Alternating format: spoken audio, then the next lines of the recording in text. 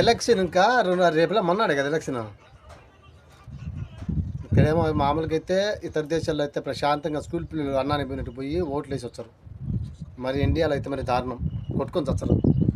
అందుకనే అమ్మ నాయనలకు ఇండియా వాళ్ళకి చెప్పేదంటే ఎడారి యాత్రికుడు కలుపు నుంచి ఒకటే చెప్తాడు, ఎవరైతే మీ కొంపల్లో అదే మన ఇళ్ళల్లో ఎవరైతే ఓటు హక్కు పుట్టిన వాళ్ళు ఉండారో 18 సంవత్సరాల నుండి ఓటు హక్కు వచ్చిన ఉన్నారో వాళ్ళ అమ్మ నాన్నకు ఒక విజ్ఞప్తి, మీ కొడుకులను మీతో పాటు తీసుకొని పోయి తనకి ఏదైతే ఇష్టమో తనకే ఆ పార్టీకి ఓటేసిన తర్వాత మీ చెంతనే మీ చేత పట్టుకొని ఇంటికి తీసుకెళ్ళండి.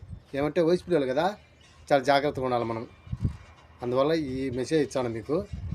అయిపోయిన తర్వాత ఎలక్షన్ ఎప్పటికైతే ఓటేస్తారో మీ చేయి పట్టుకొని మీరే ఇంటికి వెళ్ళి తీసుకోకండి. ఏంటంటే తెలియదు కదా ఉడుకు రక్తము, వాడేదో అంటాడు ఇదేదో అని చెప్పి గలాట్లు కొట్టుకోవడం సావడాలు రక్తం కారాడు అవసరం లేదు కదా. ఎలక్షన్ మనం ఓటు వినియోగించుకున్నామా లేదా అంతవరకు చూసుకొని మీ బిడ్డల్ని మీరు చేత పట్టుకొని ఇంటికి తీసుకెళ్ళండి. ఇది ఒక్కటే నా విజ్ఞప్తి గల్ఫ్ ఎడారి యాత్రికుడిగా. పదాన్ని అయితే సంగతి మన వరకైతే ఇప్పుడు కోడూరు రాజంపేట నందలూరు యాత్ర వీడియోలో ఈరోజు రాజకీయ మిత్రుడు రాగ సంఘటనలో సరే చూసి ఆనందించండి. లాస్ట్ వరకు చూడండి, ఏదైనా ఉంటే చూసి తర్వాత చెప్పండి. ఇదే సంగతి ఒక పక్క సినిమా ఎడారిలో సినిమా ఎక్స్ట్రాడినరీ మ్యాన్ సినిమా సంగతి. ఆయన్న నేను ఇద్దరం సంగటి వేసుకొని నా సామిరంగా తింటాటకే కేక అట్టుంది అన్నమాట. ఈరోజు ఇదే సంగటి దగ్గరికి ఇదే సంగటి.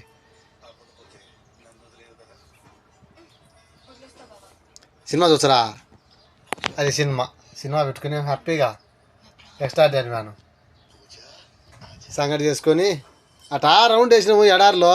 అన్ని పాత స్థలాలన్నీ గమనం చేసుకోవాలని అయిపోయిన తర్వాత ఇటు వచ్చినాం అన్నమాట సంగటి తినడానికి.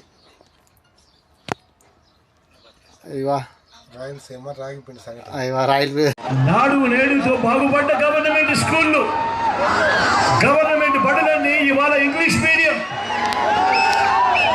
గవర్నమెంట్ బడులలో 6వ తరగతి నుంచే పిల్లల ప్రతి క్లాస్ రూమ్లోనూ డిజిటల్ బోధన, ఐఎఫ్పి ప్యానల్స్. 8వ తరగతి పిల్లలు వచ్చేసరికి ఆ పిల్లల చేతుల్లో ట్యాబులు.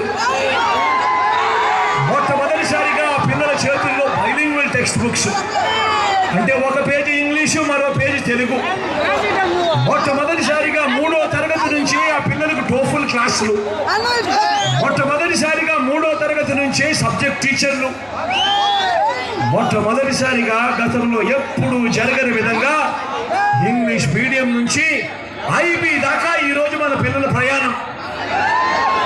ఎప్పుడు జరగని విధంగా బడులు తెరిచేసరికి పిల్లలకు విద్యా కానుక, బడులలో పిల్లలకు గోరుముద్ద, పిల్లల చదువులకు తల్లులను ప్రోత్సహిస్తూ గతంలో ఎప్పుడు చూడని విధంగా ఆ తల్లులకు అమ్మఒడి, పెద్ద చదువుల్లో కూడా విప్లవాలను తీసుకొని వస్తూ పెద్ద చదువుల కోసం ఏ తల్లి ఏ తండ్రి ఇబ్బంది పడకుండా పూర్తి ఫీజులతో ఆ పిల్లల కోసం అండగా నిలబడుతూ పూర్తి ఫీజులు కడుతూ ఓ జగనన్న విద్యా దీవెన, ఓ జగనన్న వసతి దీవెన.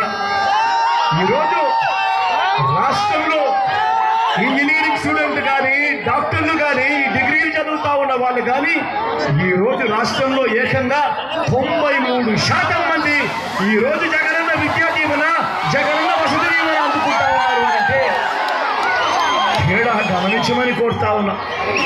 మొట్టమొదటిసారిగా పెద్ద చదువుల కరికులం మారింది. కరికులం మొట్టమొదటిసారిగా జాబ్ ఓరియంటెడ్గా మారింది.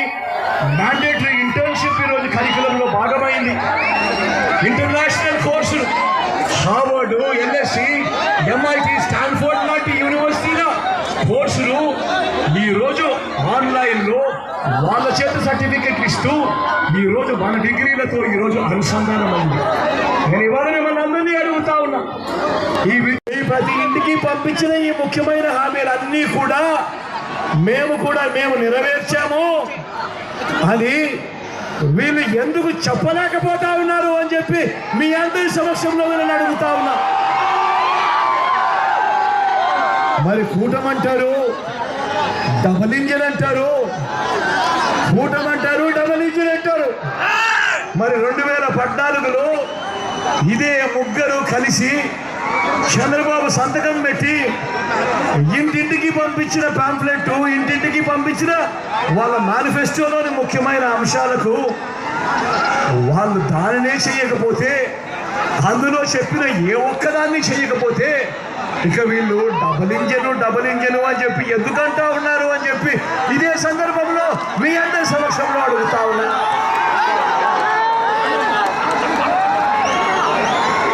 ఇదే చంద్రబాబు కూటమి,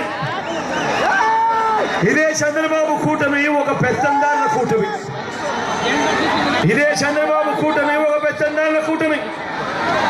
మొన్న ఈ మధ్య కాలంలోనే అమిత్ షా వచ్చాడు, చంద్రబాబును పక్కన పెట్టుకొని తాను మాట్లాడుతూ ఉన్నాడు. ఈ పెత్తందారుల కూటమి అంతా కూడా పేద పిల్లలకు గవర్నమెంట్ బడులలో ఇంగ్లీష్ మీడియం చదువులు చెప్పిస్తా ఉంటే తట్టుకోలేని పెత్తందారులు వీళ్ళంతా కూడా. పేద పిల్లలకు గవర్నమెంట్ బడులలో ఇంగ్లీష్ మీడియం చెప్పిస్తా ఉంటే ఈ పెత్తందారుల కూటమి వ్యతిరేకిస్తా ఉన్న పెత్తందారుల కూటమి మీద నేను అడుగుతా ఉన్నా. మొన్న అమిత్ షా వచ్చి ఈ మాటలు మాట్లాడుతూ